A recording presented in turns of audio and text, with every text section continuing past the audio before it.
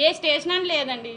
ఇప్పుడు అక్కడ అసలు కొత్త కేసులు అన్నీ దేని మీద పెడుతున్నారో తెలియట్లేదు, ఎవరు పెడుతున్నారో తెలియట్లేదు, ఏ కేసో తెలియట్లేదు, కేసు నెంబర్ తెలియట్లేదు. లాయర్లు వెళ్ళి అడిగినా, మేము వెళ్ళి అడిగినా అంతా మేము ఇవ్వము, సీక్రెట్, మమ్మల్ని ఇబ్బంది పెట్టద్దు, పోలీసుల నుంచి ఇదే సమాధానం. మొత్తం పోలీస్ వ్యవస్థ అంతా ఈ వైసీపీ సోషల్ మీడియా కార్యకర్తల కోసమే పనిచేస్తున్నారు వీళ్ళు. మీరు కూడా వైసీపీ సోషల్ మీడియా యాక్టివిస్టే కదా, అలానే పోస్ట్ కారణంగానే ఈ అరెస్ట్ చేసి ఉండొచ్చని మీరు ఏమో అనుకుంటున్నారా?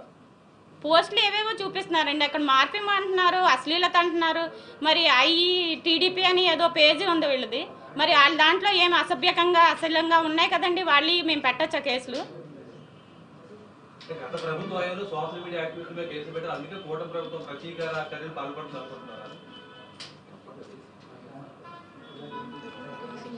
గత ప్రభుత్వం పెట్టింది నాకు తెలియదండి. నేను అసలు ఇలా మీడియాలో అసలు నేను ఎప్పుడు రాలేదు. మా వారిని అరెస్ట్ చేశారు, ఎందుకు చేశారని నేను అడుగుతున్నాను, దానికి సమాధానం చెప్పండి. అసలు ఇప్పుడు ఎన్ని స్టేషన్లు అని కదండి, ఆయన మీద 20 కేసులు ఉన్నాయి. రోజుకొక స్టేషన్ అని తిప్పుతున్నారు, రోజుకొక కేసు అని చెప్తున్నారు, పీటీ వారెంట్లు వేస్తున్నారు, స్టేషన్ కస్టడీలు అంటున్నారు. అతను ఒక్క చోట ఉండనివ్వట్లేదు. పోలీసులు ఇబ్బంది అంటే దువ్వాడ సీఏ మల్లేశ్వరరావు అండి, అతను చాలా మిస్బిహేవ్ చేశాడు, చాలా ఇదిగా చేశాడు. నెక్స్ట్ రాజమండ్రి సిఐ బాజీలాల్, అతను కూడా అంటే వాళ్ళు గవర్నమెంట్లో పనిచేస్తున్నారో టీడీపీకి చొక్కాలు వేసుకుని పనిచేస్తున్నారో నాకు తెలీదు. వాళ్ళు మొత్తానికి టీడీపీ వాళ్ళు ఏదైతే చెప్తున్నారో అదే చేస్తున్నారు. కొట్టడం అంటే ఆయనకి కాలు ఇన్ఫెక్షన్ అయిందండి, అతనికి రాడ్స్ వేసారు, యాక్సిడెంట్ అయింది. ఆ ఇన్ఫెక్షన్ వేసిన దాని దగ్గర మొన్న సిఐ తోసేస్తే అతనికి చీమ్ పట్టేసింది కాలు. అతను షుగర్ పేషెంట్, హార్ట్ పేషెంట్, ఏం చేస్తున్నారో తెలియట్లేదు. అతను ఇంతవరకు నాకు చూపించలేదండి. గత ప్రభుత్వంలో పోస్టులు పెట్టే సమయంలో ఏమైనా తెలుసమ్మా, ఏ పోస్టులు పెట్టారో లేకపోతే మీరు ఏమైనా వారించడం నాకు ఏం చేశారా? తెలియదండి, నేను పోస్టులు అన్ని నేను చూడం కదా మేడం. ఇప్పుడు వీటికి సంబంధించి మరి పోలీసు ఉన్నతాధికారులు ఏమన్నా విజయ విషయంలో మాట్లాడలేదు?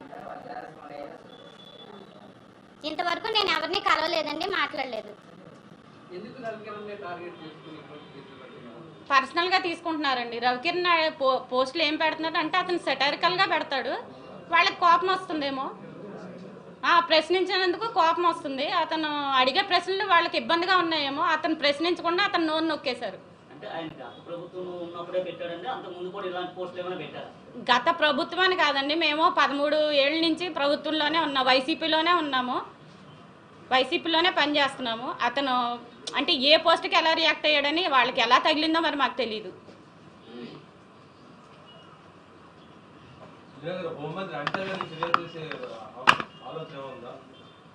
మీరు ఎప్పటి వరకు హోమ్ మినిస్టర్ ఏమైనా కలవడం జరిగిందమ్మా? హోమ్ మినిస్టర్ కానీ లేకపోతే డీజీపీని కానీ ఇక్కడ ఉన్నటువంటి సిపిని కానీ? ఎవరిని నేను కలవలేదండి, ఎవరిని కలవలేదు. ఇప్పుడు ఈయన్ని కలవనివ్వట్లేదు, నన్ను ఇబ్బంది పెడుతున్నారు.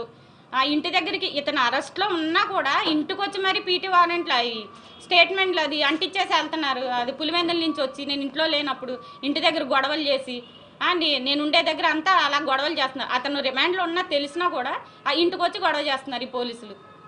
అంటే ఇప్పటి వరకు రాష్ట్ర వ్యాప్తంగా చాలా మంది పైన అయితే కేసులు అయితే నమోదు చేయడం జరిగింది. చాలా వరకు సోషల్ యాక్టివిటీస్ ఎవరైతే ఉన్నారో వారందరిపైన కేసులు నమోదు చేయడం, వాళ్ళు అందుబాటులో లేని సమయంలో నోటీసులు అంటించడం జరుగుతుంది. దీన్ని ఏ విధంగా చూసుకోవచ్చు? అసలు ఏ నోటీస్ కానీ నాకు ఏవి చూపించలేదండి. ఇప్పటికి ఇతనికి 20 కేసులు అన్నారు. మేము వెళ్ళి స్టేషన్కి వెళ్ళి దేని మీద అరెస్ట్ చేశారు, మాకు ఏదన్నా ఎఫ్ఐఆర్ ఇది ఉందా, కాపీ రిపోర్ట్ ఉందా అని అడుగుతుంటే కూడా మాకు ఇవ్వట్లేదు. లాయర్ని పంపించి అడిగినా కూడా ఇవ్వట్లేదండి మాకు.